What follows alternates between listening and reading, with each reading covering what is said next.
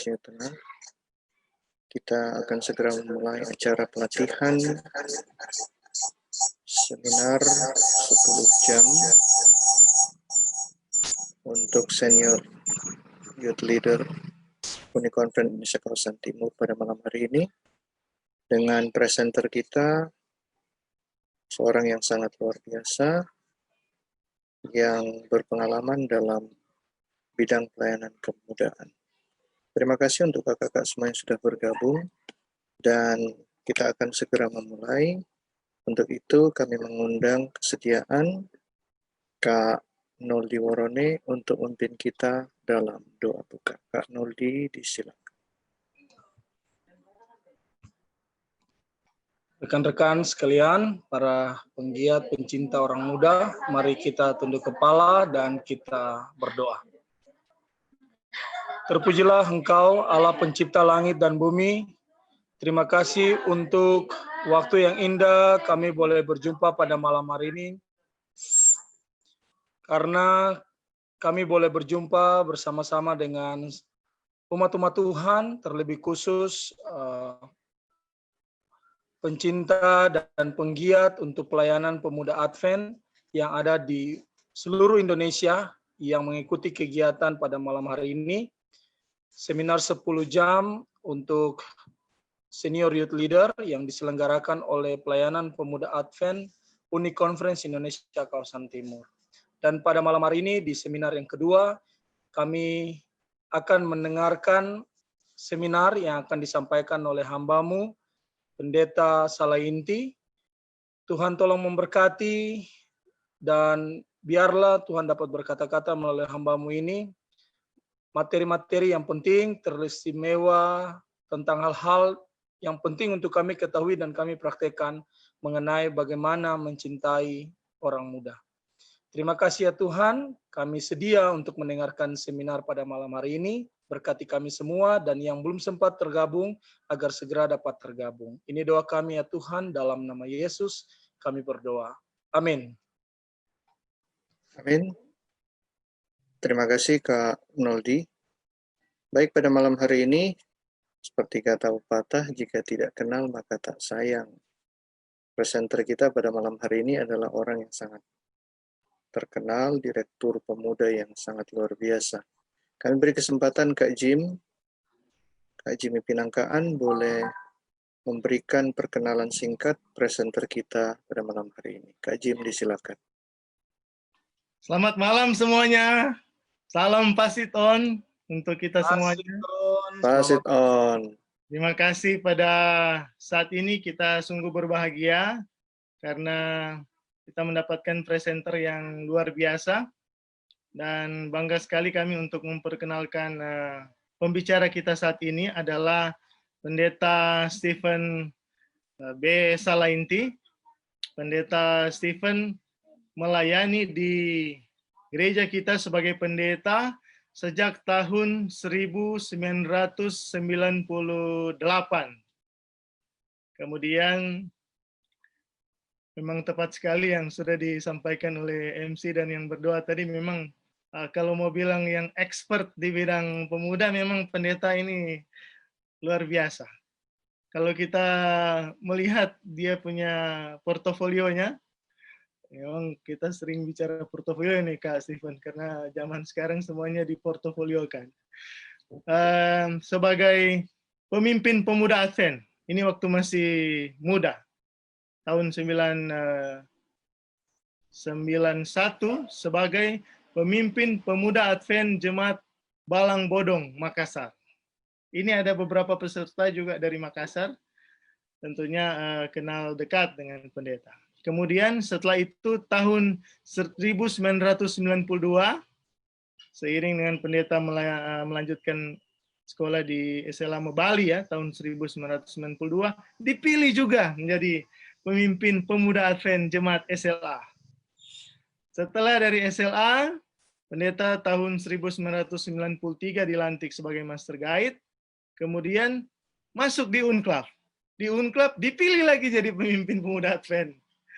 Jadi semester genap tahun ajaran 1995, pendeta dipilih. Waktu itu kami baru semester 1 masuk di Unclub ya.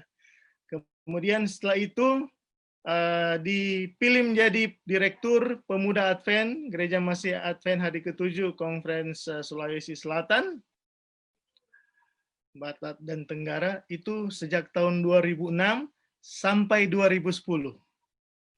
Kemudian tahun 2010 sampai 2011 pendeta dipercayakan untuk menjadi Direktur Pemuda Advent Uni Conference Indonesia Kawasan Timur. Dan tahun 2015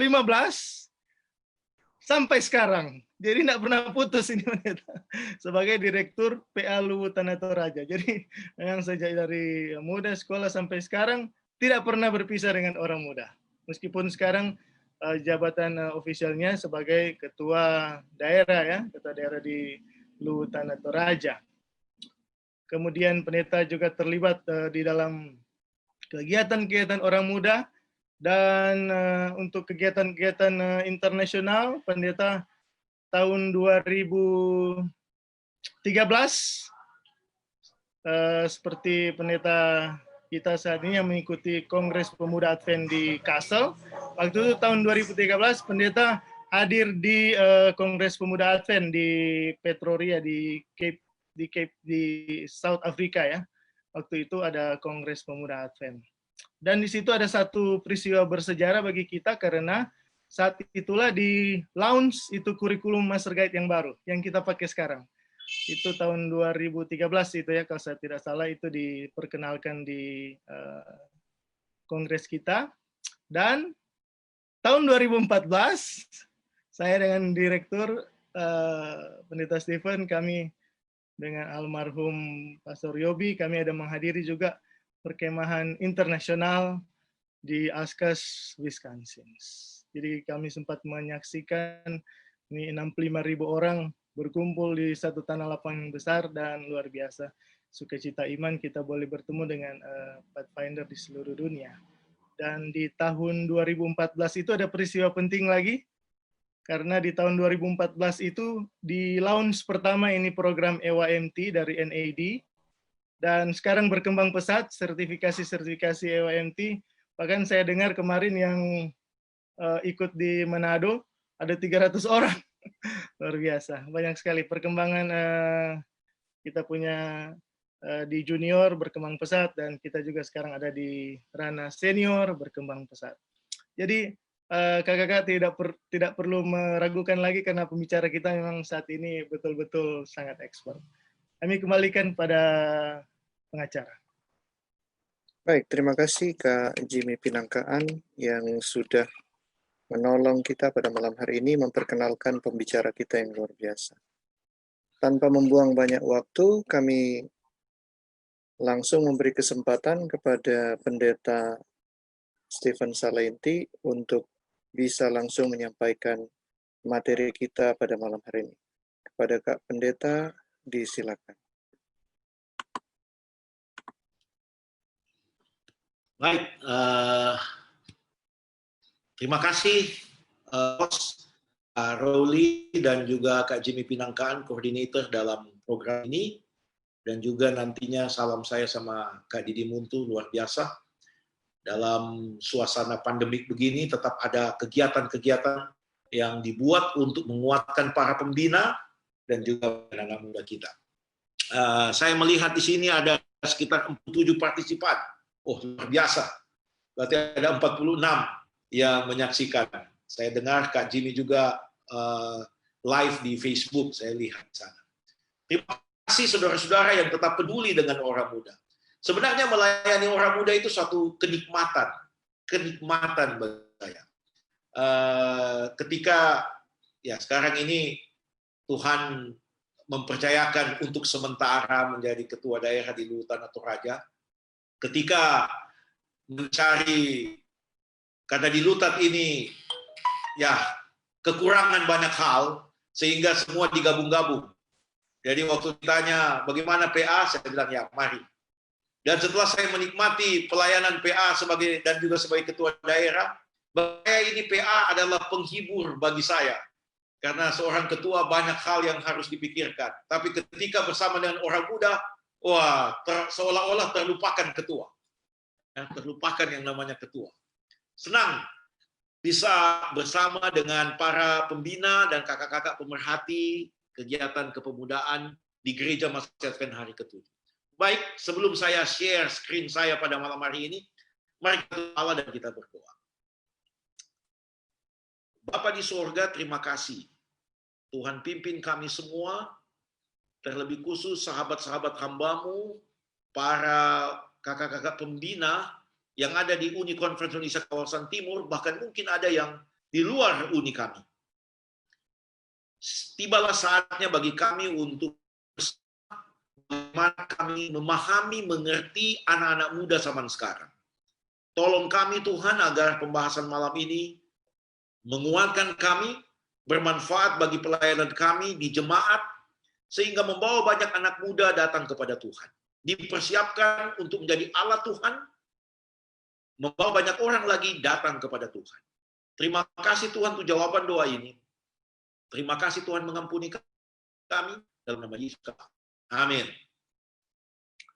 Baik, saya langsung sharing saja.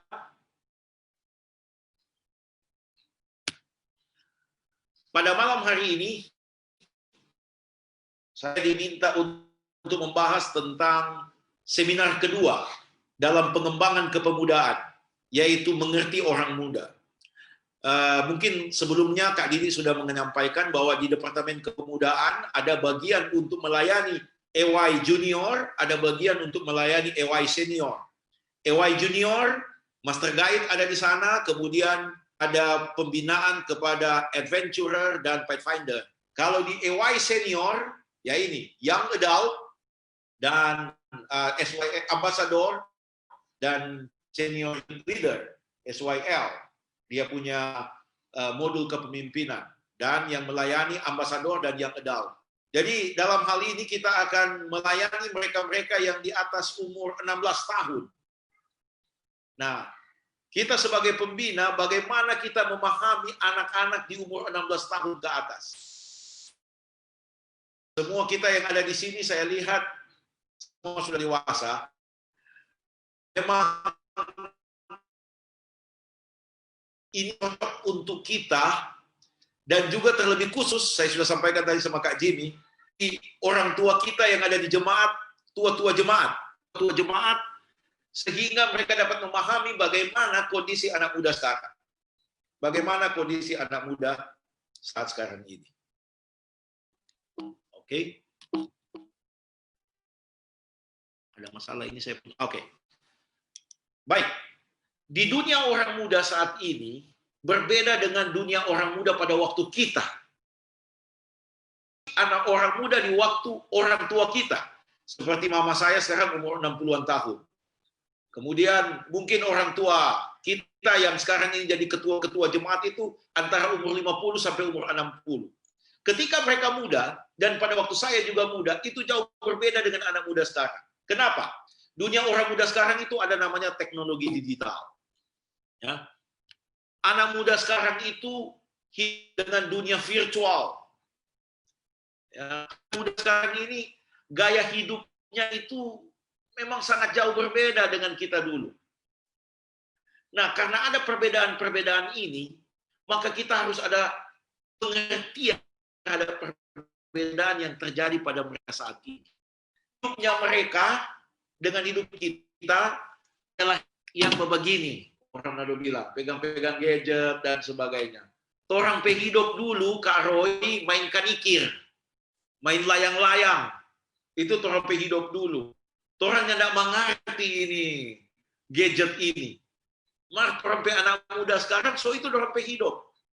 Kemudian sekarang mereka lebih banyak ngumpul-ngumpul untuk sesuatu yang berarti bagi mereka. Ya. Dan apa yang harus kita buat? Yang kita buat adalah harus buat perjalanan dalam dunianya mereka. Sebagai pemimpin, harus buat perjalanan dalam dunia mereka. Pemimpin PA di SLM Bali, di Jemaat Balang Bodong. Waktu itu saya SMP, SMA. Lain acara-acaranya yang cocok waktu dengan mungkin belum bisa dibawa, sudah tidak cocok pada zaman sekarang. Ya. Dan kita harus terima kenyataan bahwa kita harus berjalan di dalam dunia virtual, dunia teknologi, kayak hidup anak muda kita sekarang. Ya, kayak hidup anak muda kita sekarang. Nah, tujuan dari seminar ini adalah kita mengikuti teladan Yesus dalam menjangkau anak-anak muda. Teladan Yesus ketika dia hidup di atas dunia ini, hal yang sama juga kita buat bagaimana kita menjangkau anak muda kita. Yaitu mengakomodir kebudayaan yang ada di zaman Yesus waktu dia hidup, mengakomodir juga kebudayaan anak muda di zaman kita sekarang ini. Dengan mengikuti teladan Yesus. Kemudian tujuan seminar ini adalah menemukan tantangan yang sedang dihadapi oleh orang Batak. Dan sudah barang tentu mengerti dunia anak muda. Dan mengetahui langkah-langkah yang harus kita buat dalam lingkungan menjangkau orang muda. Oke. Saudara-saudara, apa yang terjadi dalam usia anak sampai 21 tahun, bahkan juga 21 tahun ke atas, sampai umur 30-an plus, bahwa otak yang ada di mereka itu mengalami kontradiksi. Ya. Ada dua dunia di otak mereka, yaitu dunia otak anak mereka dan dunia otak menjadi orang dewasa. Jadi mereka ada di transisi. Dunia anak-anak dan dunia orang dewasa. Ketika mereka mau menjadi seperti anak-anak, tidak mungkin.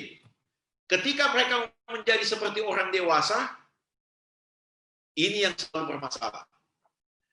Saya baca sebuah buku yang ditulis oleh seorang penulis namanya Debbie the Potter. Ini adalah seorang pakar. Dia menyatakan begini. Terjadi gap antara orang tua dan orang muda adalah orang tua memaksakan anak-anak muda berpikir seperti orang tua. Orang tua memaksakan anak muda untuk berpikir seperti orang tua pikir. Dan inilah terjadi permasalahan. Terjadilah gap dan terjadilah bentrokan. Tidak sedikit orang muda lari di rumah karena pikiran mereka tidak dipahami oleh orang muda. Tidak dipahami oleh orang tua maksud saya. Saya bilang sama saya punya istri, karena anak saya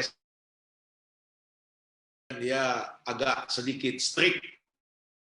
Ya, dalam kehidupan rumah tangga biasa sering terjadi argue. Saya bilang sama istri saya, karena dia mengkritisi anak-anak waktu mendengar lagu rohana, bukan rohani, lagu rohana. Ya. Lalu istri saya mulai strict.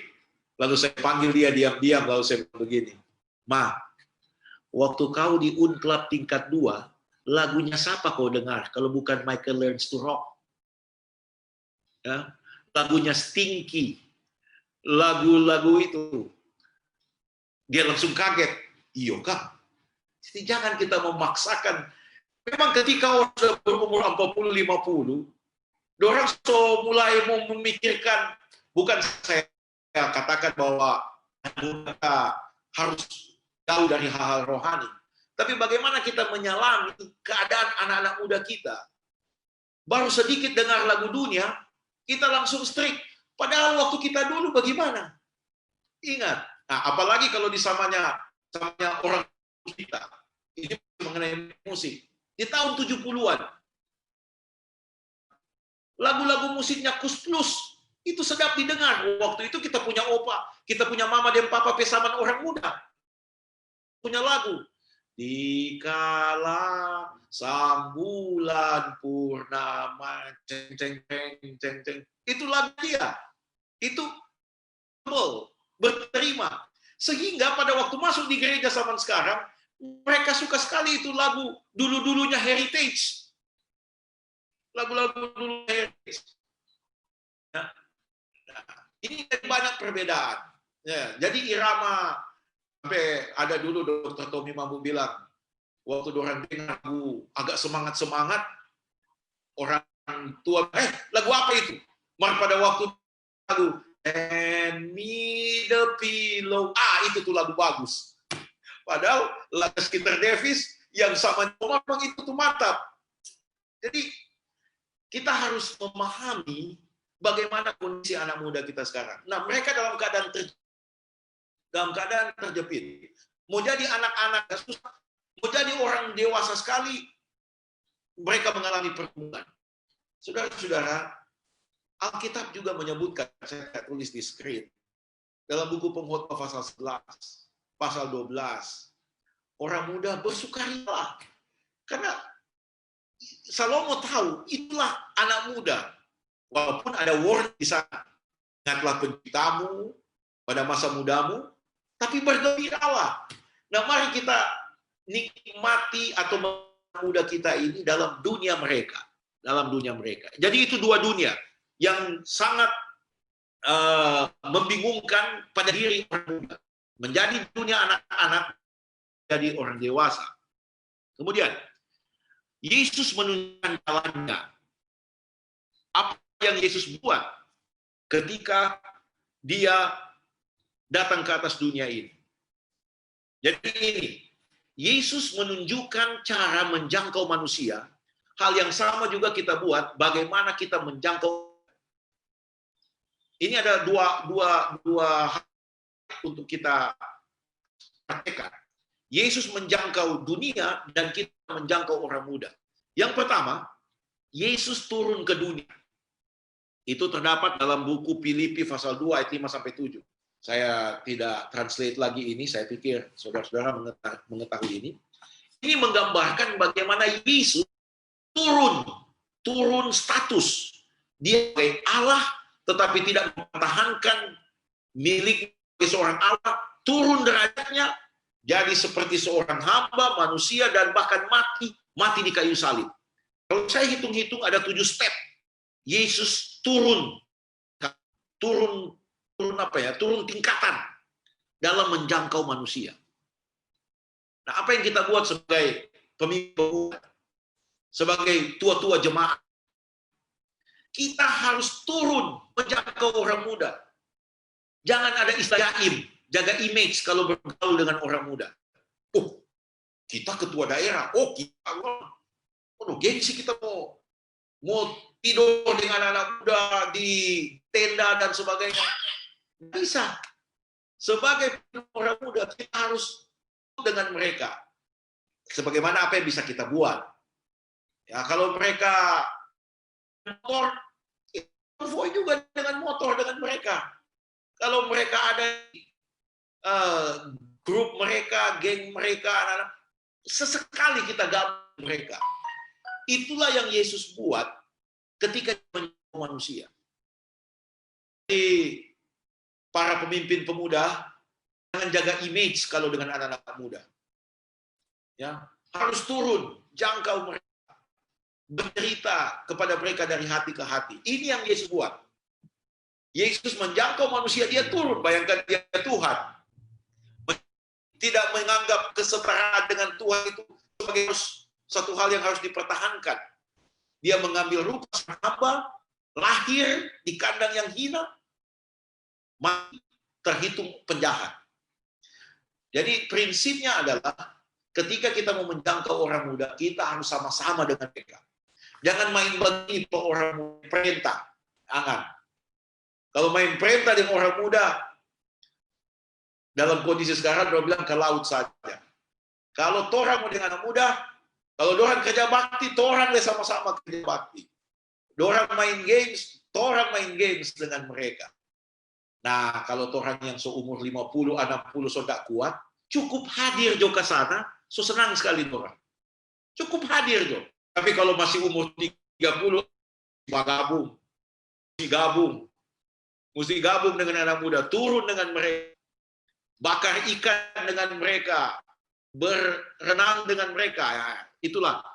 Jadi seperti yang Yesus buat, turun ke dunia, kita juga turun menjangkau anak-anak muda kita. Kemudian yang berikut, nah, saya sudah sentil, Yesus bukan cuma turun, Yesus tinggal dengan mereka. Nah, ini terlihat dalam buku Matius 9 ayat 10 sampai 13. Di sana ada orang-orang yang mengkritisi Yesus. Mereka bilang, lihat, dia ada di rumah penagih pajak, orang berdosa. Tapi semua itu menjadi murid Yesus. Kenapa? Karena Yesus tinggal bersama mereka. Memang saudara-saudara, butuh pengorbanan kalau mau jadi pemimpin PA. Butuh pengorbanan untuk berjalan bersama dengan orang-orang muda. Lain kali sakit hati. Bukan tuh sakit hati, karena jadi sapu-sapu dada Jo, mengarah anak muda. Saya kasih contoh.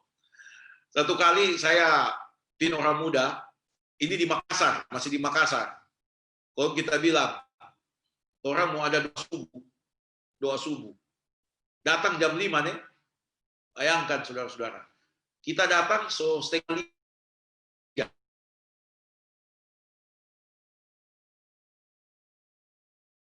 Lampu merah pertama, ada mobil dari arah berlawanan, kecepatan tinggi, belok juga. Belok di belokan yang sama. Karena dia kecepatan tinggi, jadi dia ambil jalan. Kebetulan saya duluan belok. Dia tabrak saya dari belakang. Saya terseret. Dia langsung lari kecepatan tinggi. Itu subuh. Untung saya masih tidak apa-apa. Tapi motor saya hancur. Jadi tidak ada yang tolong karena subuh. Saya dorong saya punya motor sampai di gereja. Sampai di gereja, buka, karena saya sudah pinjam kunci gereja, buka pagar, buka pintu gereja, saya di dalam, mau doa subuh. So, dari jam 5, belum ada yang datang. Setengah 6, tidak ada yang datang. Jam 6, tidak ada yang datang. Sampai pagi, tidak ada yang datang. Kita bilang begini, oh Tuhan, hampir mati, tidak ada yang datang. Hampir mati, dan tidak ada yang datang. Tapi orang tidak boleh kecewa. Jadi ketika ketemu anak-anak muda, orang cuma bilang, aduh kasihan, kenapa penghuni tidak datang. Ceritakan kita punya pengalaman. Hampir saya mati hanya karena mau ikut acara itu. Lalu tidak ada yang datang. Akhirnya setelah itu, datang dalam kegiatan doa subuh. Jadi memang banyak kekecewaan kita alami, tapi soal itu berjalan dengan anak muda. Hal yang sama juga Yesus buat. Tinggal bersama anak-anak muda, tinggal dengan manusia yang penuh dosa, yang penuh dengan kesabaran, apalagi dengan muridnya, dengan Petrus yang akan puji, dengan Yohanes, dengan yang lain. Semua itu penuh kekurangan, tapi Yesus sama mereka. Hal yang sama juga sebagai pemimpin pemuda, prinsipnya sama. Sabar orang menangani anak. Kalau tuh ada kekeliruan yang mereka buat, Tuhan dalam menuntun mereka.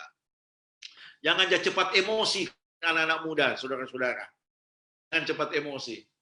Karena kalau cepat emosi, orang semua alergi, sudah mau badekat. Mereka tidak mau badekat.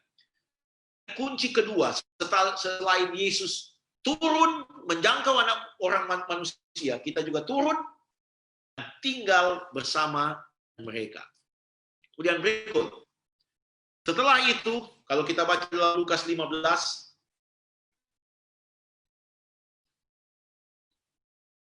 bahwa orang berdosa, pemungut cukai, akhirnya datang dekat kepada Yesus. Saudara-saudara, kalau orang suruh menangkan hati kita, apapun orang suruh orang ikut. Maka kalau orang tidak menangkan orang hati, orang basuruh, orang cuma mau soseri akang. Para pemimpin, kalau orang suruhkan orang hati, udah gampang sekali mau gerakkan ini anak muda. Kalau orang langsung menangkan DP hati. Bagaimana menangkan hati? Turun yang dorang, tinggal yang dorang. Minta maaf kalau saya pakai terminologi logando ini. Harap saja yang lain-lain memahami ya. Kalau kita sudah turun ketemu mereka, tinggal dengan mereka, maka itu akan menarik perhatian mereka kepada kita. Sehingga apapun yang kita sodorkan kepada mereka, mereka mau ikut. Itu yang Yesus buat kepada murid-muridnya. Yesus tinggal bersama mereka dan terus mengajak mereka. Kemudian berikut, apa yang dialami oleh Paulus untuk memenangkan orang. Nah, ini. Terus dalam 1 Korintus 9 ayat 20, kepada orang Yahudi aku menjadi seperti orang Yahudi untuk memenangkan orang Yahudi. Kepada mereka yang berada di bawah hukum Taurat, aku menjadi orang seperti di bawah hukum Taurat untuk memenangkan mereka. Jadi artinya, untuk memenangkan muda, orang harus mengerti bagaimana itu orang muda sekarang. Ya. Belajar bagaimana tuh orang muda sekarang. Jadi tadi orang muda sekarang itu mereka adalah dunia teknologi. Sedangkan di kampung-kampung saudara-saudara, orang tahu itu Facebook, Twitter, Instagram, YouTube, orang tahu semua. Jadi orang sebagai pemimpin pemuda yang orang tanya, "Sir, ada so tahu buka YouTube?"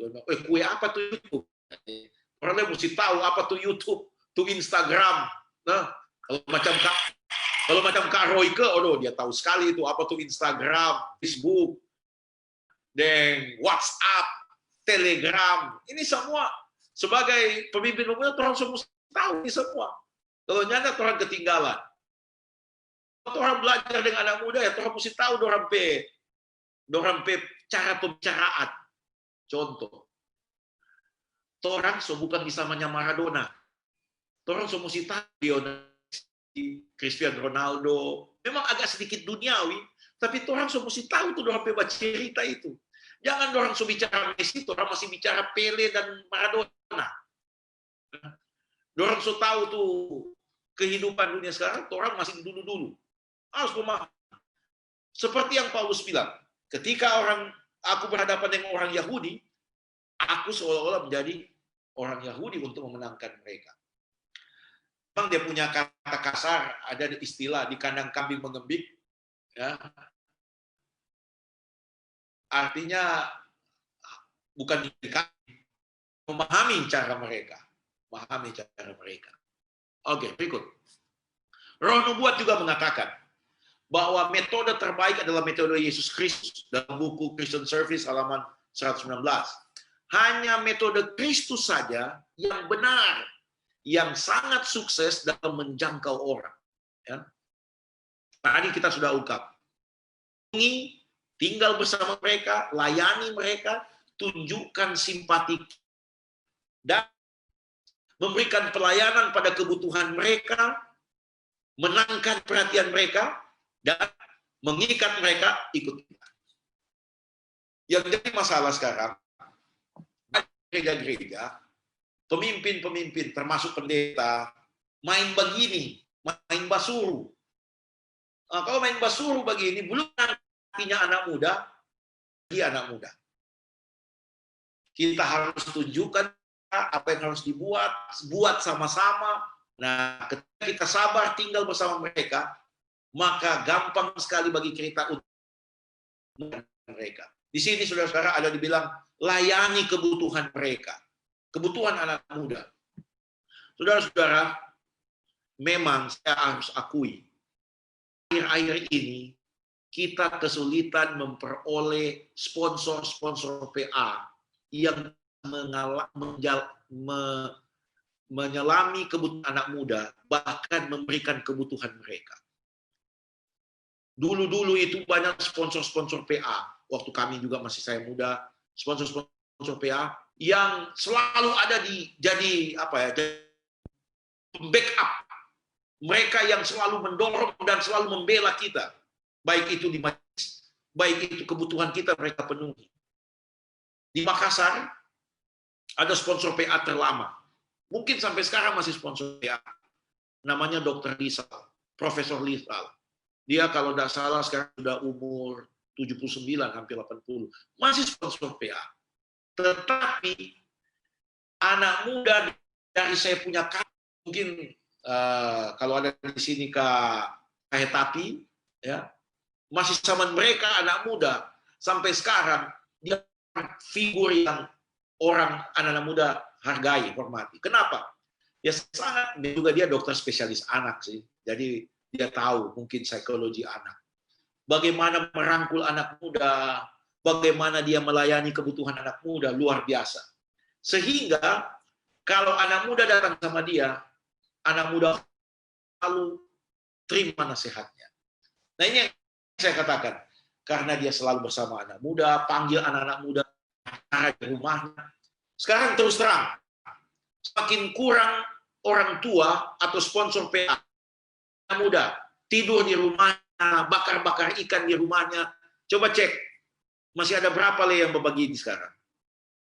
Nah ini dibutuhkan, malah lebih dibutuhkan sekarang.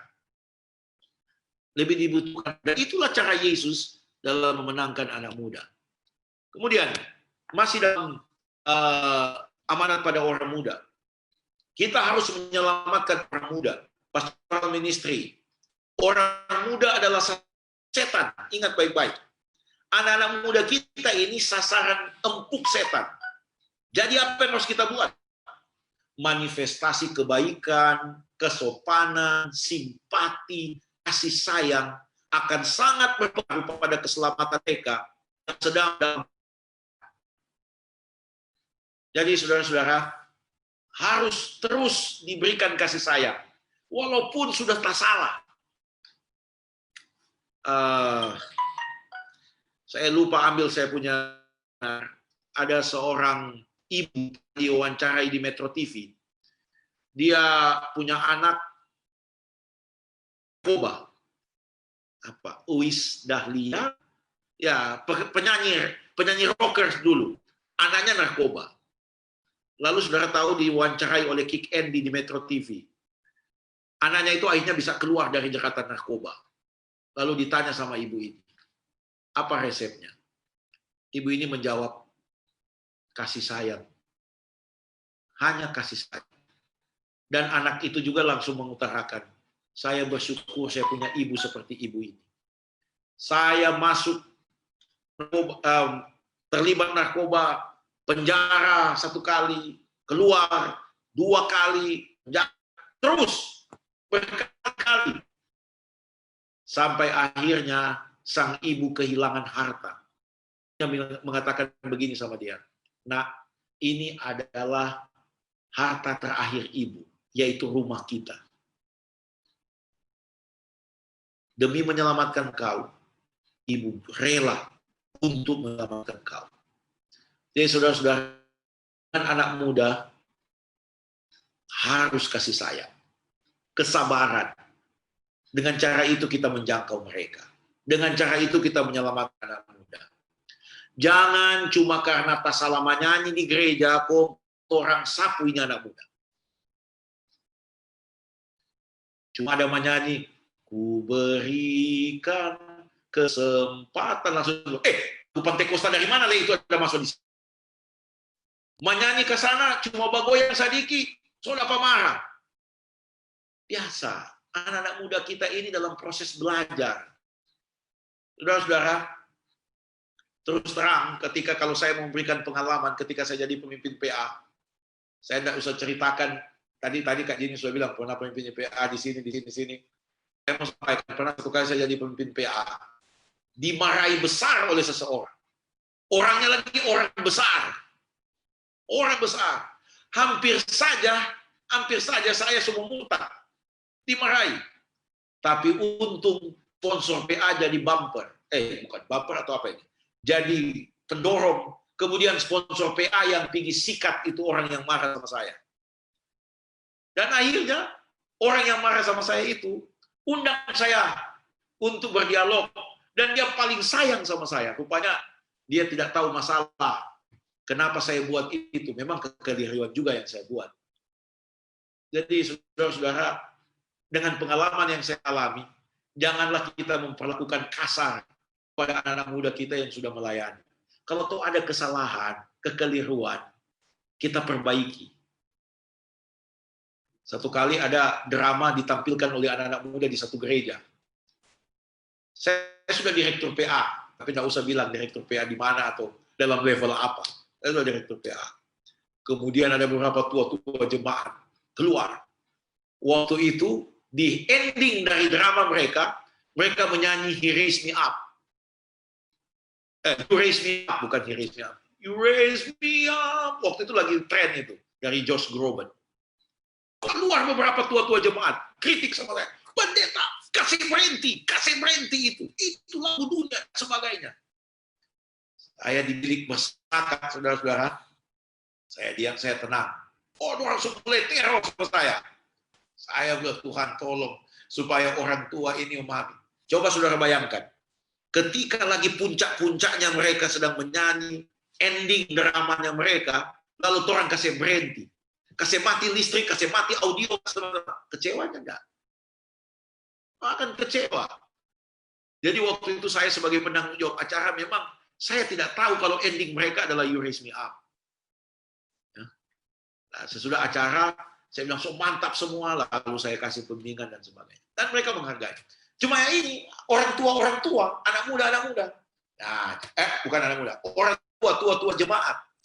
Oleh sebab itu, kita yang ikut seminar ini, janganlah demikian. Bayangkan kalau orang langsung mencegah mereka yang buat-buat kesalahan demikian.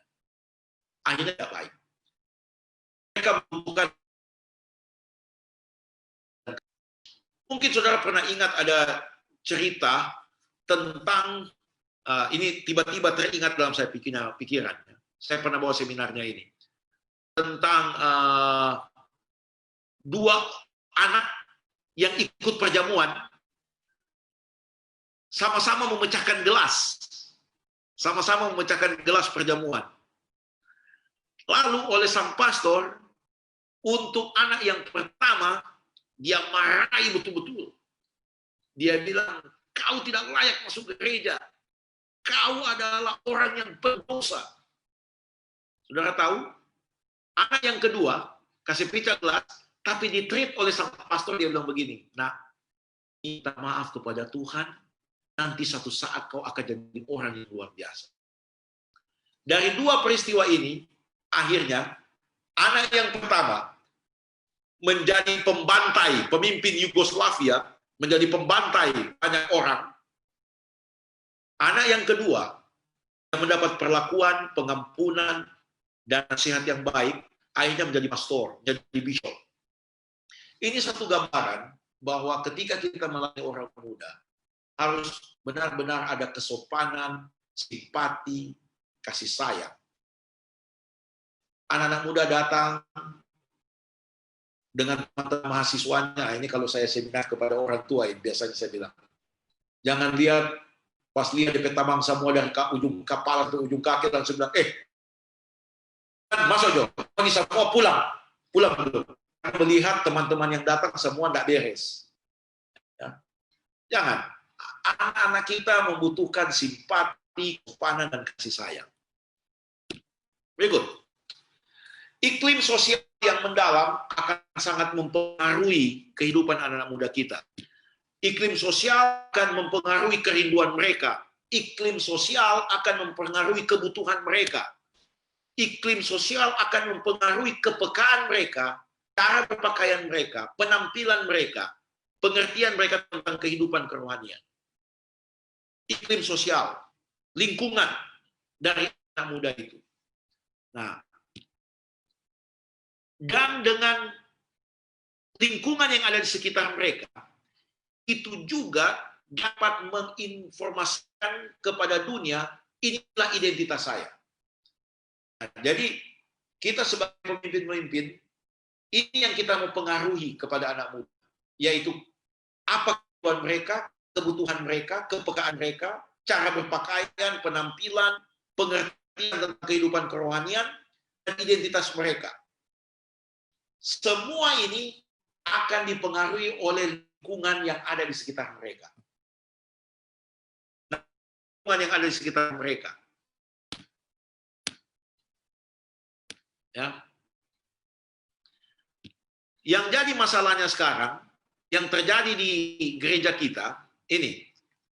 Karena lingkungan tidak terlalu bagus, maka kehidupan mereka anggap berbeda dengan orang dewasa. Kemudian mereka merasa tidak dipedulikan oleh gereja. Bahkan ada, kalau tidak salah Kak Jimmy pernah bawakan seminar, ada berapa 60% orang muda mungkin tinggalkan gereja. Mereka mengisolasi diri, mereka mulai mengkritik program gereja. Mengkritik musik gereja, hal-hal ibadah di gereja. Karena pengaruh lingkungan ini. Nah, oleh sebab itu, lingkungan sangat berpengaruh dalam kehidupan anak muda. Yang jadi masalah, saya tidak tahu bagian kita sebagai pemimpin mungkin hanya sampai di community, dari lingkungan yang mempengaruhi anak muda kita. Karena yang mempengaruhi ada keluarga, komunitas itu adalah gereja, tetangga, teman, dan sekolah. Sekolah itu adalah guru, teman sekolah, dan program-program sekolah. Dan sudah masuk di dunia anak muda sekarang, yaitu media. Media. 4 hal ini mempengaruhi anak muda kita, sumber pengaruh anak muda. Nah, coba bayangkan, kalau keluarganya tanda kutip, anak muda ini datang dari keluarga yang tanda kutip, broken home dan sebagainya. Kemudian sekolah di sekolah Advent. Kemudian media yang selalu dia tonton, media yang merusak, apalagi kalau cuma game terus. Ingat saudara-saudara, dulu torang menonton saja hal-hal yang tidak beres, tidak pernah. Tapi sekarang, istilah anak muda sekarang, just click it. Just click it. Yang tidak beres keluar. Cuma klik. Nah, ini yang mempengaruhi anak muda kita sekarang. Nah, kita hanya ada di satu sumber, satu bagian, yaitu community. Gereja kah itu, teman. Kita hanya bisa pengaruhi di sini. Nah, makanya gereja Advent punya pelayanan holistik. Departemen rumah tangga, bagaimana mereka menangani anak-anak, sekolah, dan mass media community. Andai kata sekolah, rumah tangga, nah, mass media kita agak susah untuk mengontrol. Dan sekolah, gereja, dan rumah pengaruhnya sama, maka anak ini bagus. Anak muda ini akan bagus. Yang jadi masalah kalau rumah, sekolah mempengaruhi dia tidak bagus, nah ini kita ekstra keras dalam mempengaruhi anak muda yang mendapat sumber pengaruh yang tidak bagus dari rumah dan sekolah. Nah, oleh sebab itu peran kita, jadi coba anak-anak muda lihat, kalau ada kasihan anak-anak di gereja, yang DP orang tua tanda kutip, DP sekolah lagi sekolah bukan di sekolah gereja Advent, saudara itu yang harus diperhatikan utama. Saudara, so mereka itu. Ya, mereka itu. Kemudian, ya tadi mass media itu ada TV, internet, sosial media, PlayStation, games. Yang zaman kita dulu ini tidak ada. Zaman kita saja dulu stasiun TV cuma 1. Kemudian masuk zaman saya anak muda, sudah 5, 6. Sekarang stasiun TV, saudara tahu berapa stasiun TV? Ada berapa stasiun TV? Saudara buka konten di YouTube, ada berapa YouTube stasiun? Ada berapa YouTubers? Ya, sekarang orang mau cari apa saja informasi, gampang. Seminar Wahyu, selinturan. Klik YouTube, Seminar Wahyu. Seminar Daniel, Christian Prince. Dan ini baik-baik. Sedangkan orang saja di Advent goyang. Belum tuh Lunar, belum tuh Trinitas, belum tuh Perpuluhan. Ya, mungkin saudara-saudara yang ikut seminar ini ada yang juga masuk di akun Revolusi Mental GMHK. Oh, itu lebih parah lagi. Saya bilang memang ini orang kalau tidak kuat dia bisa terbabit. Ya, informasi itu masuk. Nah, tapi tetap cara Yesus yang terbaik. Kalau kita tinggal dengan anak muda, menjangkau mereka akan lebih dengar kita. Berikut. Nah, kerinduan orang muda, respon terhadap moral, sosial, dan kebutuhan rohani orang muda. Anak-anak muda kita ini, di zaman sekarang ini, mereka mencari pengakuan bahwa mereka itu dihargai. Saat ini saya punya anak. 2 sudah pemuda. 1 sudah di Unclub, 1 baru masuk Unclub. Memang cara men-treat mereka, saya lihat saya harus Kalau saya pelajari, saya punya mama dengan papa dulu men-treat saya, ya. Saya mencoba untuk buat hal yang demikian, ternyata tidak bisa. Harus mengikuti cara mereka, yaitu berikan penghargaan apa yang mereka buat, menyelami mereka.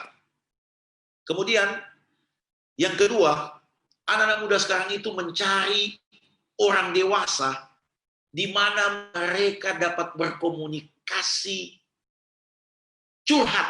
Nah ini. Makanya saya selalu bilang, kalau ada anak-anak, kalau saya seminar rumah tangga, kalau ada anak-anak tidak bisa curhat sama orang tua, bahaya besar. Bahaya besar. Dan kalau toh kita juga jadi tempat curhatnya anak ini, karena dia ada masalah dengan papa mamanya, pemuda yang baik. Jangan mulu ember.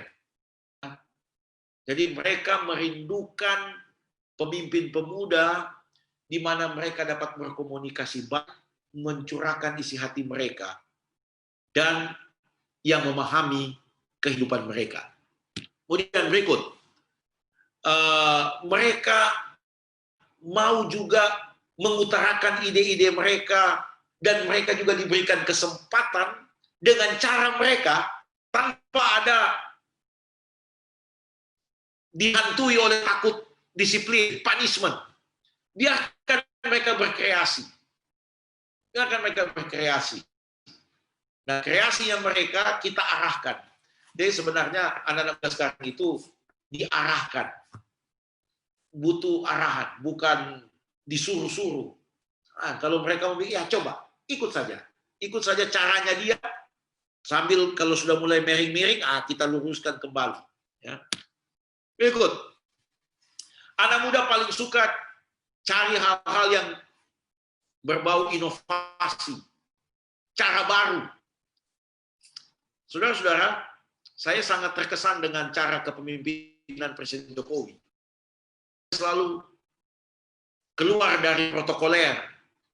Dia pernah mengungkapkan, kalau ada sesuatu yang dia berdiri di situ, dari dulu begitu-begitu, tapi kalau dia bisa keluar dari posisinya tanpa melanggar aturan, mengapa tidak kita buat? Saya kasih contoh. Ketika 17 Agustus, Presiden Jokowi, presiden-presiden sebelumnya jarang turun dari mimbar kemudian menyalami pemimpin upacara.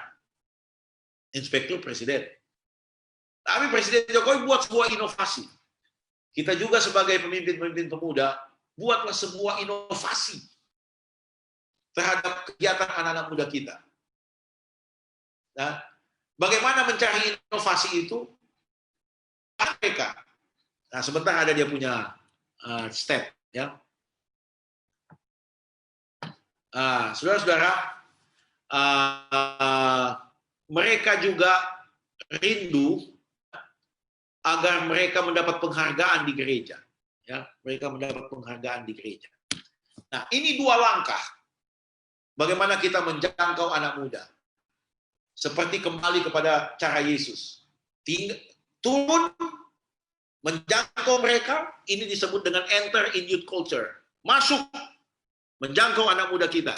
Kemudian yang kedua, activity. Tinggal bersama mereka, create sebuah kegiatan yang melibatkan anak-anak muda kita. Dua cara ini yang Yesus juga buat. Nah, ke dunia, tinggal bersama mereka, dan mengantar mereka untuk membuat hal-hal yang baik selama dia hidup di dunia ini. Nah, bagaimana kita masuk ke dalam dunia orang muda? Ya, ini ada beberapa langkah. Ya, duduk bersama dengan anak muda, bicarakan apa masalah yang dihadapi, kemudian kita harus terima gaya bahasa anak muda, jangan menggurui, ya, mengizinkan mereka untuk mengekspresikan emosi dan perasaan mereka, ya. Kemudian kita juga dialog. Kita ajukan kita punya kerinduan kepada mereka, mereka juga memberikan kerinduan mereka. Dan dari dialog itu kita dapat membuat sebuah program informal dalam kegiatan anak muda. Jadi saudara-saudara, anak-anak muda sebenarnya mereka lebih senang kegiatan yang informal, tidak terlalu formal, ya, bukan tidak formal. Kalau macam Master Guide, Pathfinder, ya itu agak formal. Tapi kalau anak muda itu yang informal, tidak diatur, bertemu sesuatu yang tiba-tiba muncul. Nah, itulah anak muda kita sekarang. Ya, spontanitas. Spontanitas. Nah, bagaimana kita masuk kepada dunia orang muda? Hal-hal yang anak muda alergi. Ingat baik-baik. Orang muda pada umumnya tidak suka mendengar istilah papa dulu, waktu saya dulu, waktu kita dulu. Aduh, ini anak muda, itu dulu. Beda dengan sekarang. Jadi lebih baik Anda usah bilang itu dulu-dulu. Waktu papa dulu. Dengan bangganya papa dulu. Atau memberikan nasihat, papa dulu. Itu alergi di telinga anak muda. Mereka merindukan untuk melihat orang dewasa dan pemimpin yang rendah hati. Ya, itu yang tadi saya bilang. Jangan jaga image kalau bergaul dengan anak muda. Ya. Jaga image. Jangan jaga image. Pemimpin orang muda harus memahami pergumulan dan harapan orang muda. Memahami pergumulan dan harapan orang muda. Satu kali saya dipanggil oleh anak-anak muda di satu kota, masuk di satu kafe. Sampai mai tua juga sempat tegur. Kopi mana kan? Oh, saya pakai kaos, ya, style jeans, masuk di anak muda sana di kafe. Luar biasa saudara-saudara. Tapi kafenya juga bukan kafe dalam tanda kutip ada orang minum alkohol dan sebagainya. Ya, saya masuk di kafe, rupanya anak muda ini sudah kumpul di sana, minum coklat, kemudian ada cake di sana. Kita dibahas, bicara mereka punya dunia. Ternyata di sana ada tamu-tamu mereka. Jadi ini teman anak-anak muda bawa mereka punya sahabat-sahabat yang dalam tanda kutip non-advent. Saudara, saya lihat lepas pembicaraan malam itu. Karena ada di dunia mereka. Dan informal. Bicara tidak, baiklah, kita akan memulaikan pertemuan kita, mari kita membuka lagu Siono. Bukan, tidak, jadi mereka yang lebih senang yang informal. Nah, tetapi poinnya adalah di akhir dari pertemuan semua mereka minta didoakan dan kami berdoa di kafe itu, dan beberapa kali pertemuan. Akhirnya saya pindah, pendeta lain yang melanjutkan, dan saya dengar ada baptisan dari apa yang mereka buat. Jadi mereka punya small group dibuat di kafe. Hal yang sama juga yang saya lihat ketika pendeta Alfianus Salepang menjadi 1 year in mission OIM di Metla. Jadi ada mereka punya care group dibuat di kafe, dan luar biasa kafe itu akhirnya di dinding-dindingnya bukan lagi tulisan-tulisan motivasi, tetapi ayat-ayat tapi dibuat bergaya anak muda di dinding-dinding kafe. Di akhir dari KKR-nya pendeta Ted Wilson, ada beberapa orang yang dibaptis dari care group kafe itu. Nah, jadi saudara, inilah dunia anak muda kita yang memahami kehidupan mereka, rendah hati untuk turun kepada mereka. Kemudian kita juga punya waktu mendengar cerita mereka. Jangan terlalu banyak kita bicara kepada anak muda. Izinkan mereka mengeluarkan isi hati mereka. If you listen to their stories, they may listen to yours. Jadi kalau kita dengar dengan penuh perhatian cerita mereka, maka mereka tentu akan mendengar kita. Ya.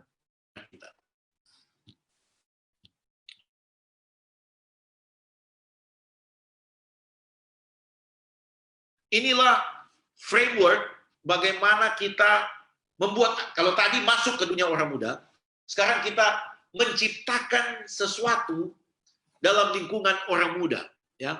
yang akhirnya melibatkan anak muda kita. Ya. Yang pertama,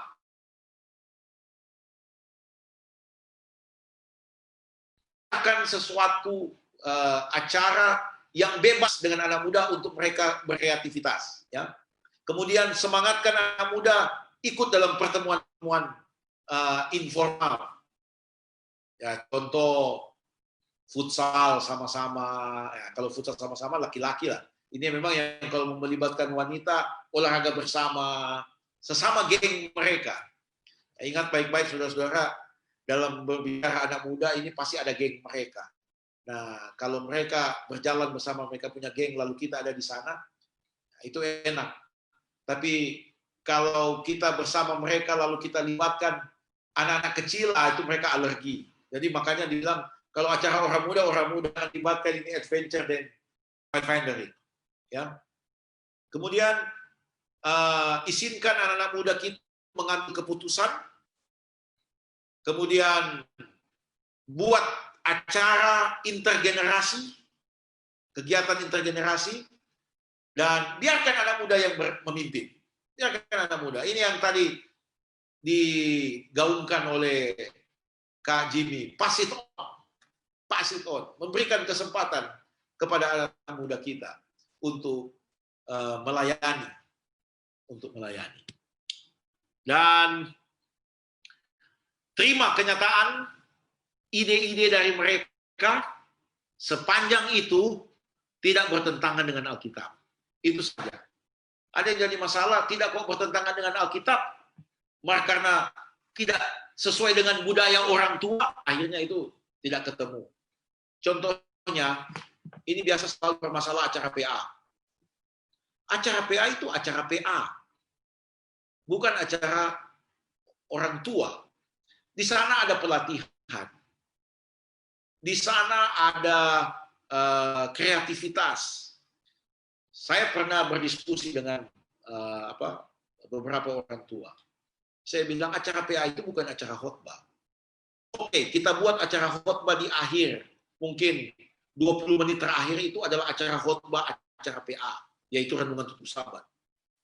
Tapi acara PA, lihat diskusi sekolah sahabat, ribut atau tidak? Karena lagi diskusi. Sekarang kalau ada acara PA di gereja, hanya karena ada orang buat games, lalu orang tua mengkritik dan sebagainya, ya, akhirnya matilah acara. Sehingga saya selalu menganjurkan juga kalau ada kata masih ada kritikan di dalam gereja sehubungan dengan acara PA, lebih baik bikin di luar, supaya tidak terjadi kontradiksi. Karena selalu menganggap bahwa Ka'bah adalah seperti Ka'bah pada zaman perjanjian lama, ada bilik suci, bilik maha suci, sehingga hanya ini untuk orang tua-tua jemaat, ini untuk anak-anak.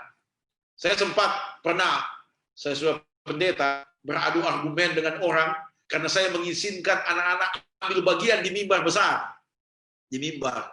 Waduh, saya dapat sikat dari ketua jemaat yang marah sama saya. Nah, saya tidak usah ceritakan di jemaat mana itu. Sampai nama saya dibawa ke divisi.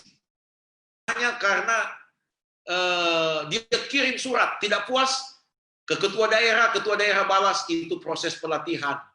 Ya, kamu pendeta jemaat sudah bersekongkol dengan ketua daerah. Dia kirim surat ke ketua uni. Ketua uni waktu itu masih pendeta Kesaulia.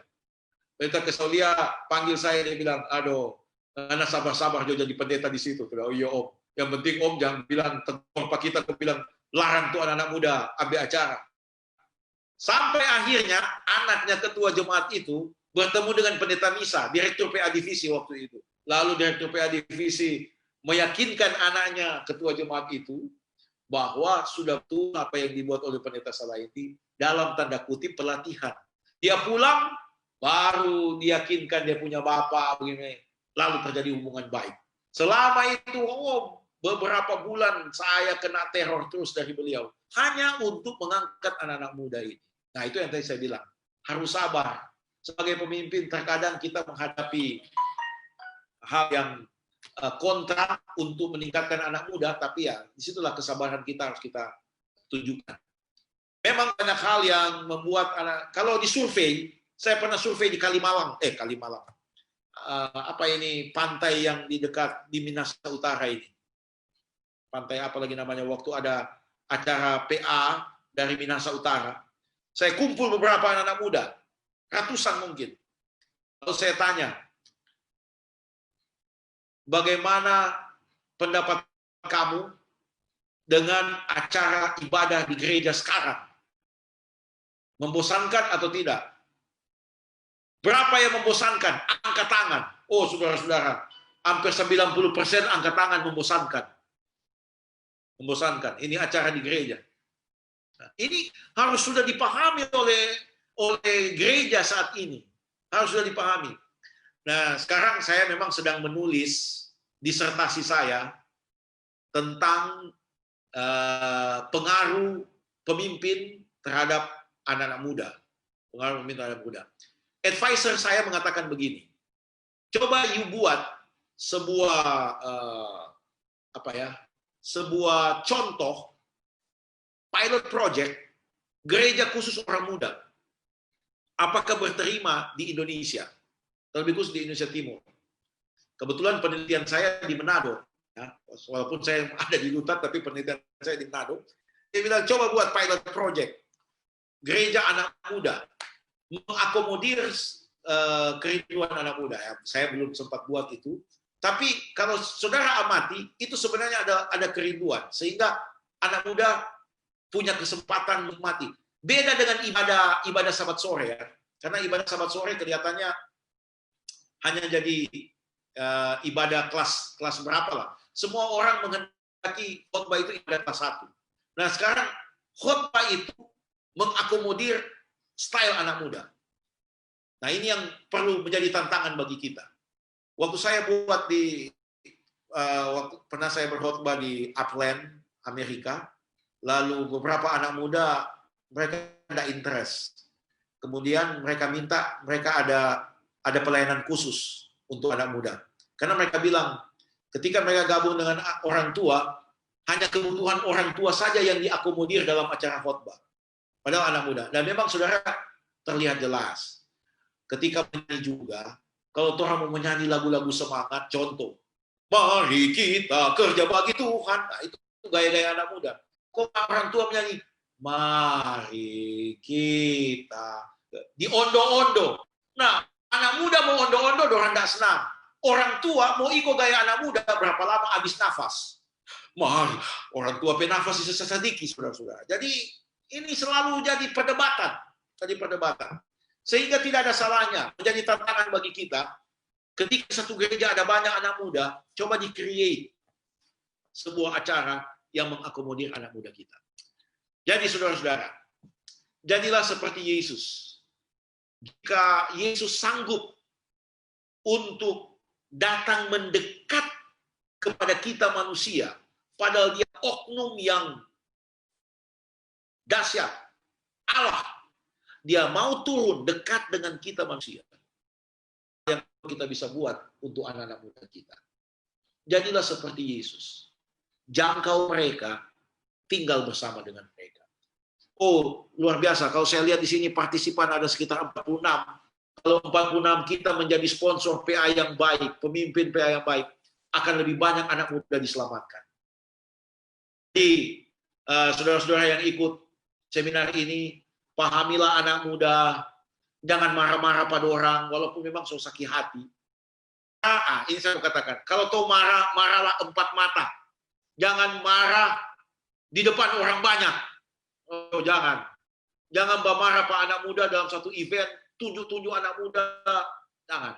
Lebih baik, saya mau sampaikan bahwa anak-anak muda sekarang, mereka akan sangat menghargai nasihat yang diberikan dalam 4 mata. Artinya, you berikan nasihat face to face. Jangan di depan umum. Mereka akan sangat menghargai Anda. Ya. Jadilah orang yang menaruh belas kasih kepada anak-anak muda. Minta hikmat dari Tuhan untuk kita bekerja dalam dunia anak muda. Ingat, tujuan kita adalah membangun hubungan yang baik anak muda kita kepada Yesus Kristus. Ya, ini ada beberapa aktivitas yang bisa dibuat. Ya, ini ada dua faktor yang mempengaruhi anak muda dalam gereja. Coba ini untuk mengevaluasi. Kemudian tren musik yang ada dalam gereja Anda. Tempatkan nilai-nilai gereja oleh orang-orang muda. Artinya melibatkan orang muda. Dan orang muda memiliki kegiatan yang menggembirakan. Ya. Ingat, saudara-saudara, terkadang juga setan menggiring anak muda ekstrim kiri. Ekstrim kiri ini adalah jadi sangat formal. Kemudian, ya saya tidak mengkritisi ya, ini mohon maaf. Ada yang bilang, seperti Nyonya White sekali. Bukan. Sebenarnya saya bukan seperti Nyonya White sekali. Terlalu ekstrim kiri. Jangan juga terlalu ekstrim kanan. Nah, ekstrim kiri ini terlalu konservatif. Nah, ini juga biasa. Anak muda kita sekarang yang dengar lagu rohana, dilarang, nggak bisa. Nah, ini perdebatan biasa. Saya selalu bilang begini. Itu kitab Kidung Agung dan bukan rohana itu semua di dalam. Tak kaget juga beberapa orang tua.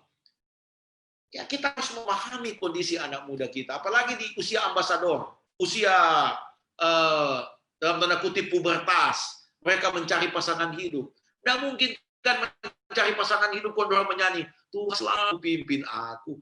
Pasti ada lagu-lagu sentimental, love songs begitu. Itu yang tadi saya bilang, Yesus turun ke dunia menjangkau dunia mereka. Itu, oke. Saya tidak akan ada pasti PowerPoint ini dikirim sama saudara-saudara ya. Oke, mungkin itu yang bisa saya sampaikan saudara-saudara. Harapan biarlah kita jangkau anak muda, tinggal bersama mereka dan tunjukkan kasih sayang kita kepada mereka. Tuhan memberkati kita semua. Kembali ke host. Luar biasa. Berapa yang mau angkat tangan untuk mengucapkan terima kasih untuk materi malam ini, luar biasa. Pendeta, terima kasih banyak, materi yang luar biasa. Kita punya beberapa waktu ke depan untuk pertanyaan. Jadi kalau ada yang mau bertanya, Pendeta, kita boleh masuk ruang pertanyaan ya, Pendeta? Please. Boleh. Iya, mungkin boleh. Selain raise hand, boleh juga untuk menulis pertanyaan di chatting. Mungkin lebih nyaman kalau bisa tulis di chatting supaya kita bisa melihat pertanyaannya. Pendeta juga boleh sambil melihat pertanyaan. Tapi di sini saya lihat sudah ada yang 2 orang yang raise hand tadi. Partisipan 70 apa ya? Luar biasa ini. Sebut tadi 46.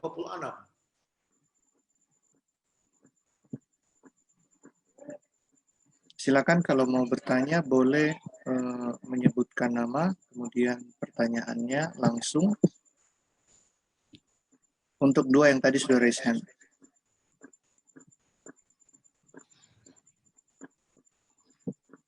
Baik, kalau tidak ada, kami menunggu kalau ada yang mau bertanya lewat chatting.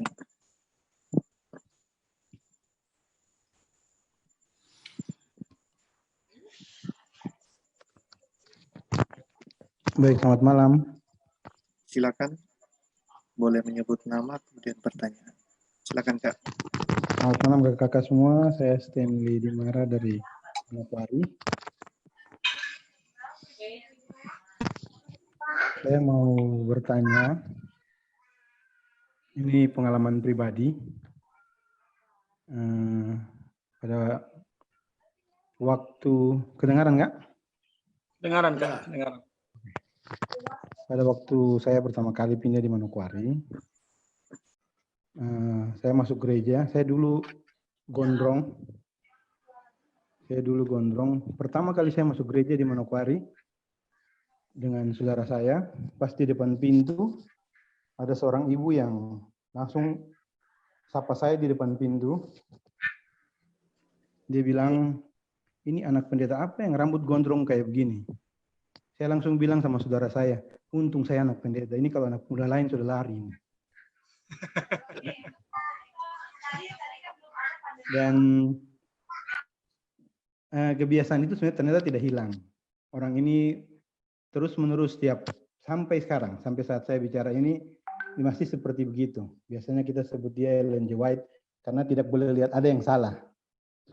Sekarang bagaimana caranya kita punya pendekatan terhadap dia agar kalau dia ada di satu jemaat, kreativitas orang muda akan otomatis menurun.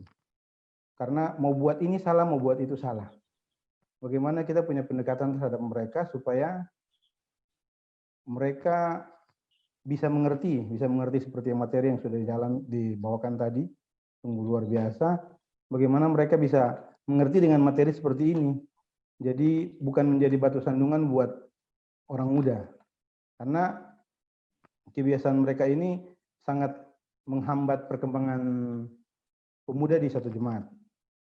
Mohon penjelasannya. Terima kasih.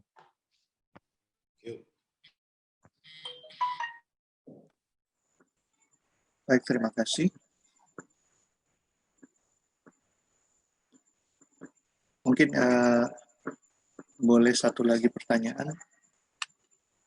Disilakan. Boleh menyebut nama. Kak Rey, silakan. Boleh unmute dulu Kak Rey. Kak Ika itu ada bertanya dan Kak Julian itu ada angkat tangan. Oke. Terima kasih untuk materi yang luar biasa ini. Kak Pendeta, satu ketika ada siswa bilang begini sama saya. Sir, kenapa sir berbeda? Di gereja sir pembaik-pembaik sekali, mar kalau di sekolah sir jahat sekali.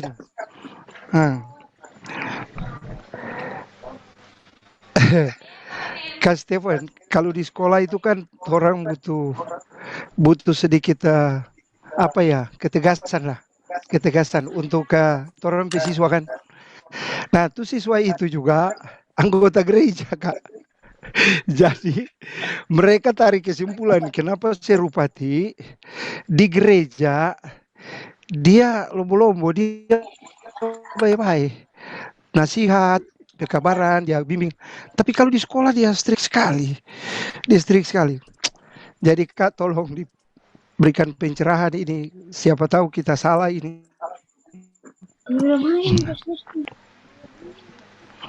Terima kasih Kak. Terima kasih Kak Rey. Dari Kak Eike, kemudian Kak Julian, silakan. Halo Kak. Ya, selamat malam Kak, silakan.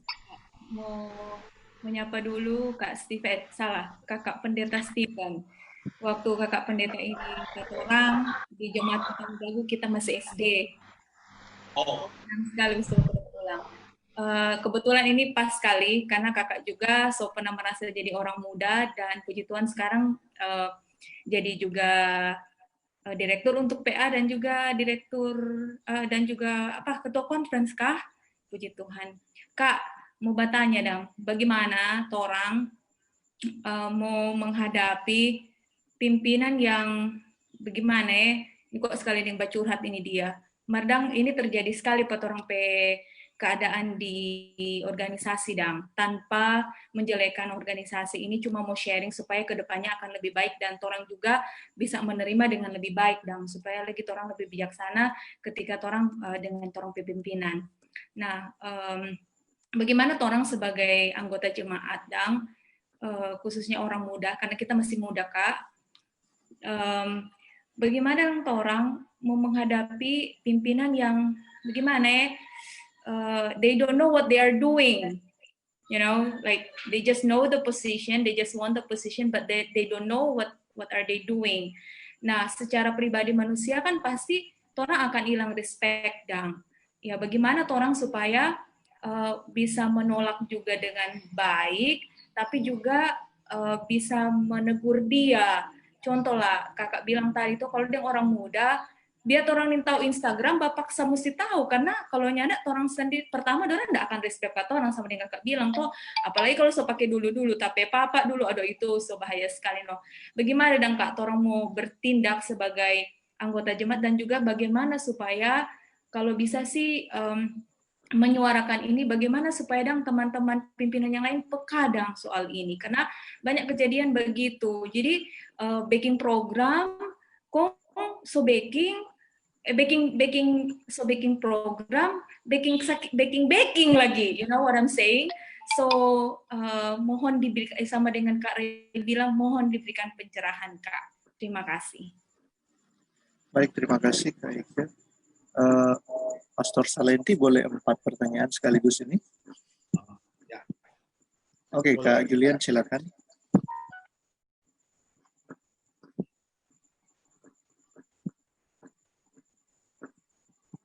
Kak Julian, ya silakan.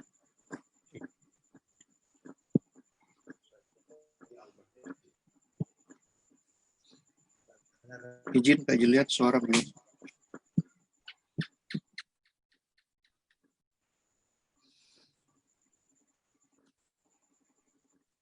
Dia punya headset nak jalan itu. Headsetnya nak jalan. Udah oke. Oke, silakan Kak. Silakan Kak. Oke.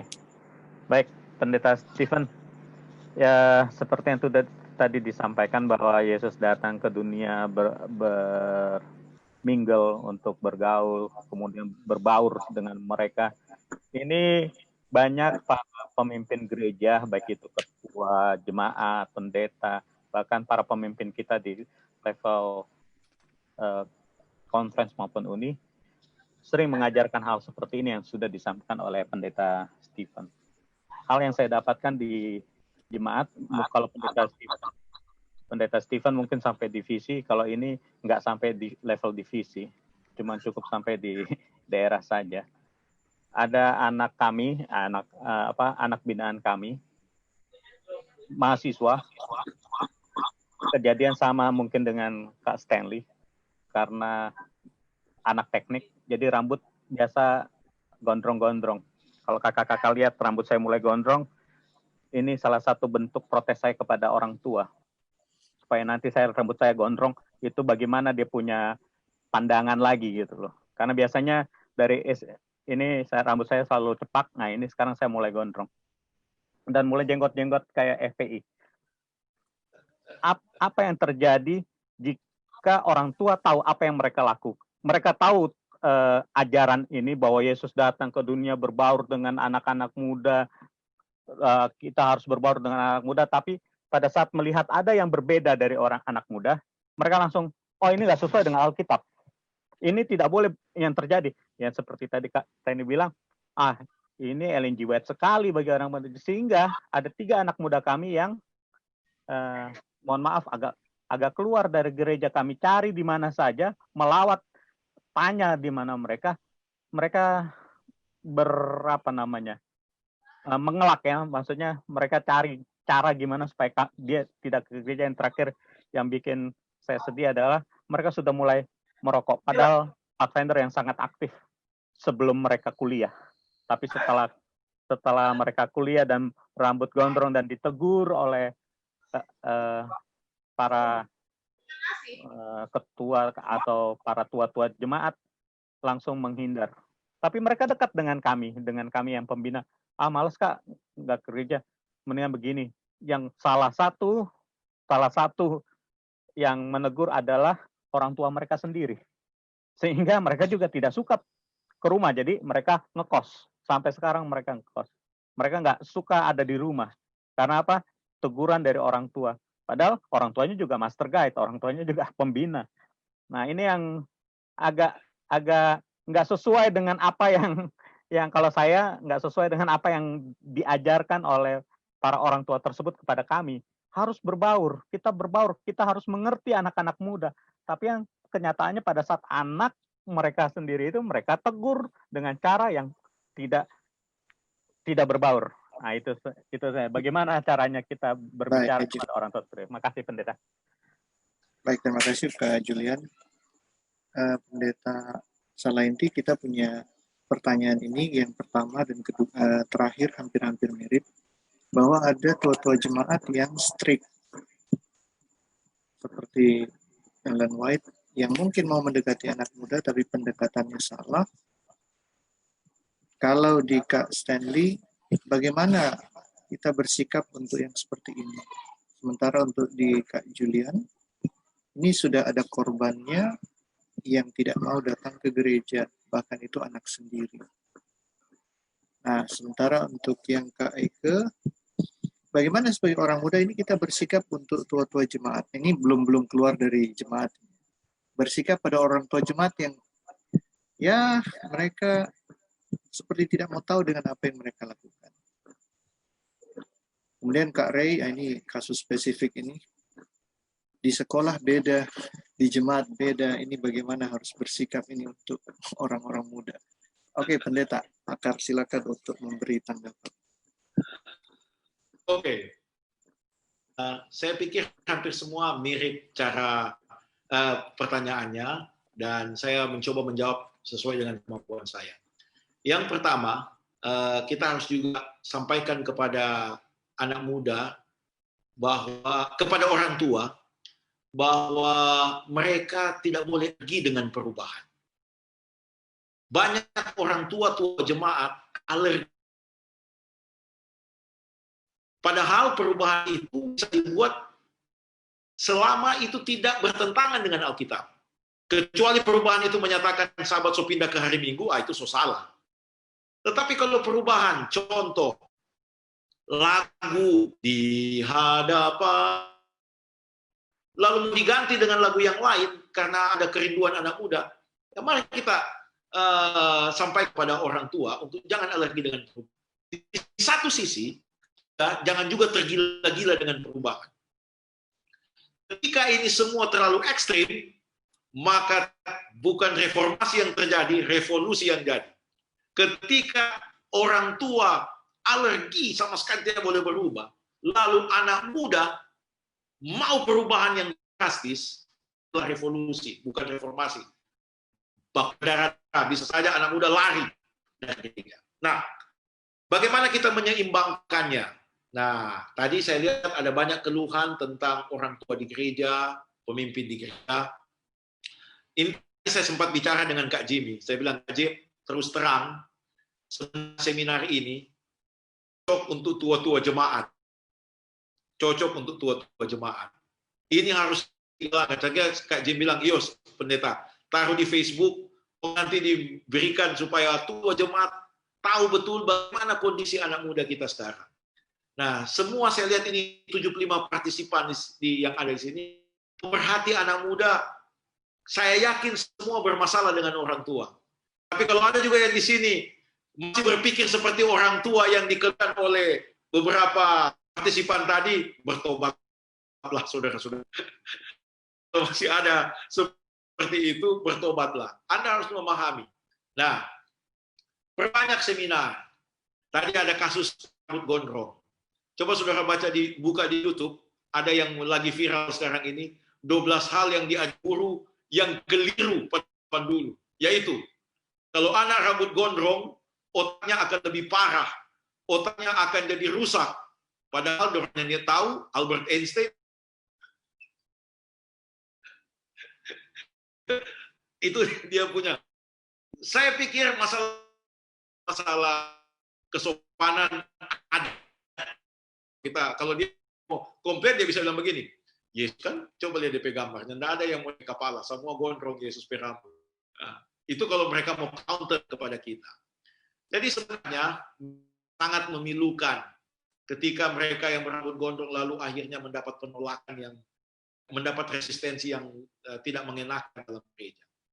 2-3 tahun lalu kami semua leaders, pemimpin-pemimpin gereja di Indonesia digemparkan dengan salah seorang narasumber yang datang di Bali dari General Conference. Dia adalah seorang statistician, ya, dari gereja Advent. Dia sempat ini statistik berapa pemuda yang keluar dari gereja. Jadi dia salah satu narasumber kerja di kantor General Conference. Namanya David Stream. Waktu dia bicara, perkenalkan orang bilang begini. Ini kalau datang di Manado selama dipecat dia. Karena dia rambut gondrong, saudara-saudara. Dia rambut gondrong. Setiap kali dia begini. Orang pendeta-pendeta bilang begini. datang di Manado dikasih bicara ini. Tapi dia lagi bicara di depan semua pendeta-pendeta, semua leaders Indonesia. Jadi sebenarnya ini hanya edukasi, perbanyak seminar begini. Dia sudah maaf sekarang ini mengikuti seminar ini, saya pikir hari ini bawakan juga di jemaat. Mungkin akan menghadapi resistensi, tapi boleh sampaikan bahwa ini adalah program dari GC, divisi. Anda lihat logo-logo yang ada di seminar ini, semua ini adalah Southern Asia Pacific Division punya. Karena sudah dikaji dan dipelajari. Dan yang bertentangan dengan Alkitab. Kalau umpama anak kita masih gondrong, layani mereka. Nah, untuk saya sekarang masuk kepada inti. Untuk orang tadi Kak Stanley Dimara bilang, bagaimana orang mau tangan orang tua yang model begini? Kak Stanley bicara baik-baik tua ini, usaha bicara empat mata, sama juga kepada pemimpin Anda sebagai muda, boleh bicara dari hati ke hati dengan pendeta-pendeta, atau seperti cara yang saya buat tadi, karena anak bapak itu dia saya untuk jangan kasih tahu di mimbar. Jadi saya pakai anaknya dia sayang, pakai anak yang dia sayang, menegur dia. Dan akhirnya, walaupun butuh waktu, saya hampir setahun, saya pergi lawat jemaat, dia nak mau keluar dari kamar. Dia nak mau keluar dari kamar. Bayangkan, dia mau nonton TV ada di ruang tamu, DP istri bilang ini, aduh pendeta, dia nak keluar karena pendeta di sini. Kok akhirnya saya dari gorden, dari curtain kamarnya, dia lihat saya, so setengah jam nggak keluar dia dari juga kok dia bilang, mau apa pendeta di sini? Ya, bukan dalam orang tua kita, pemimpin gereja kita.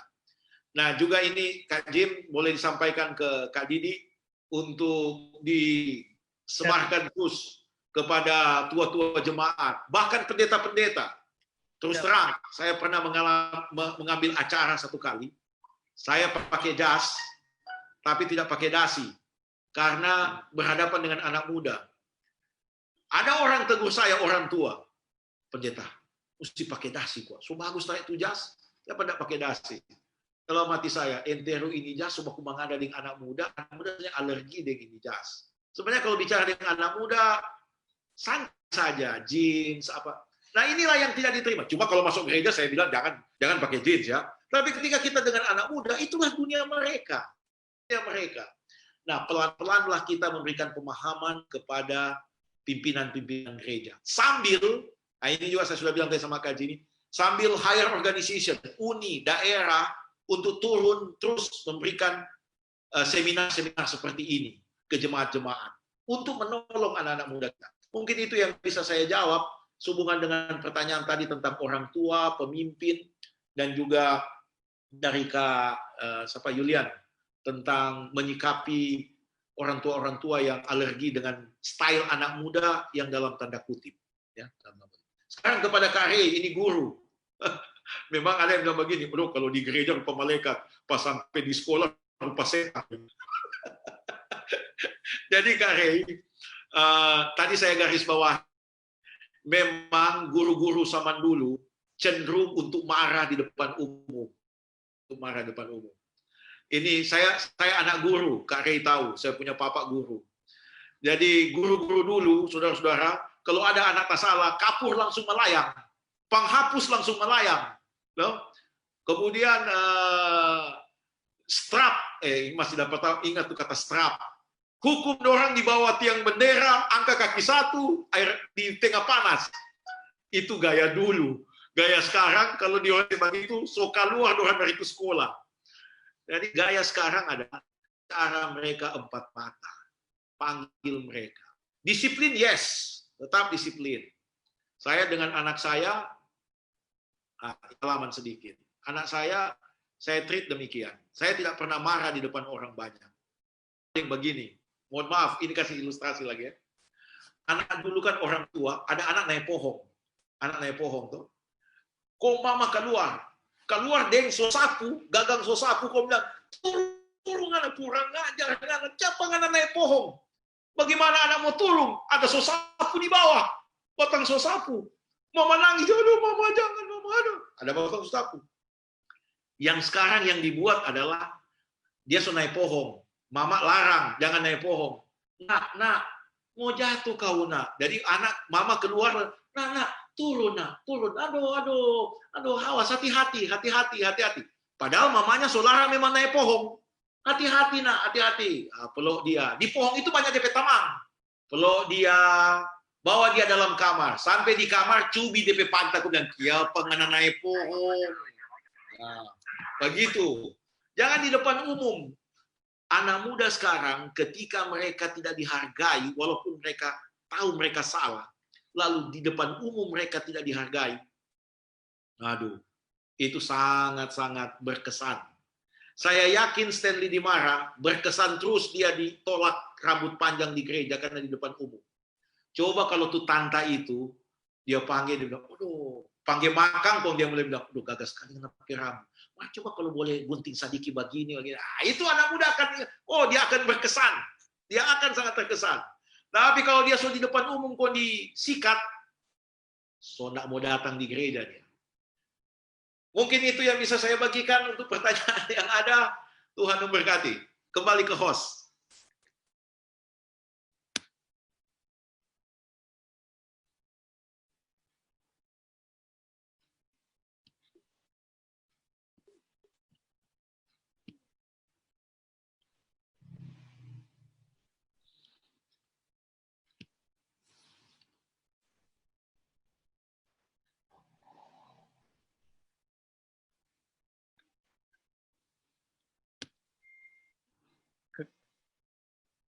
Karoli, silakan Karoli.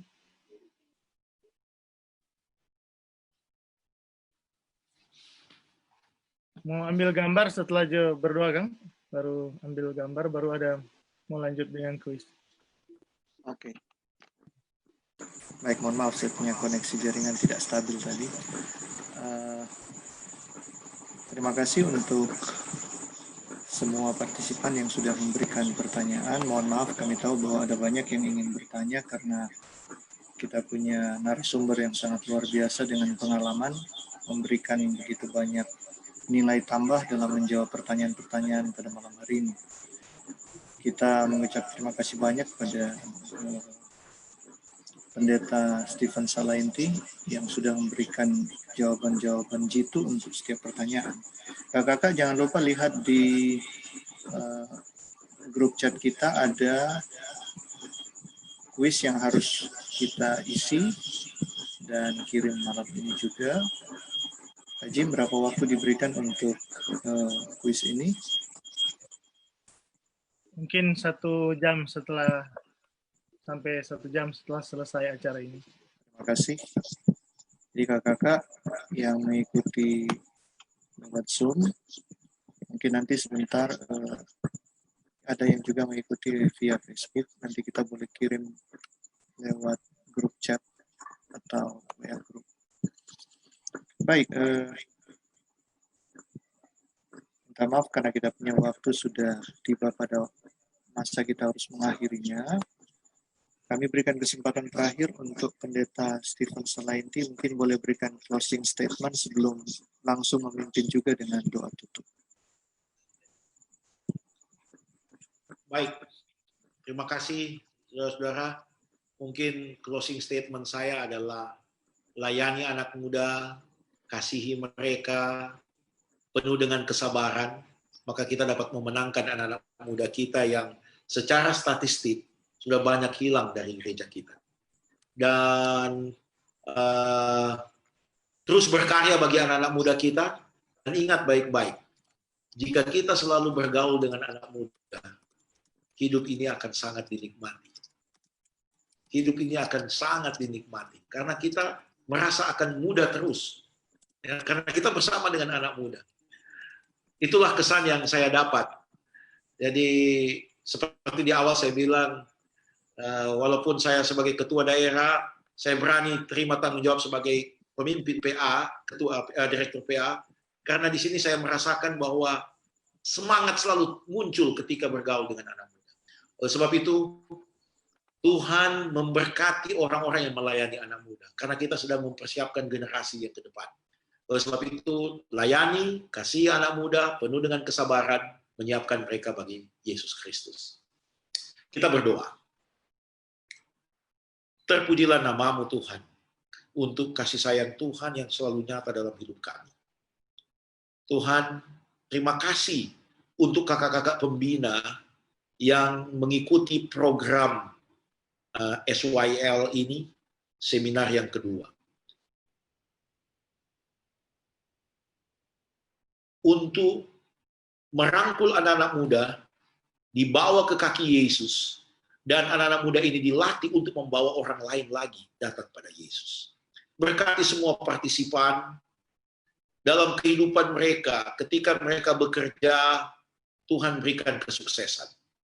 Dan biarlah kesuksesan yang mereka peroleh, mereka gunakan itu untuk melayani Tuhan, terlebih khusus dalam bidang kepemudaan.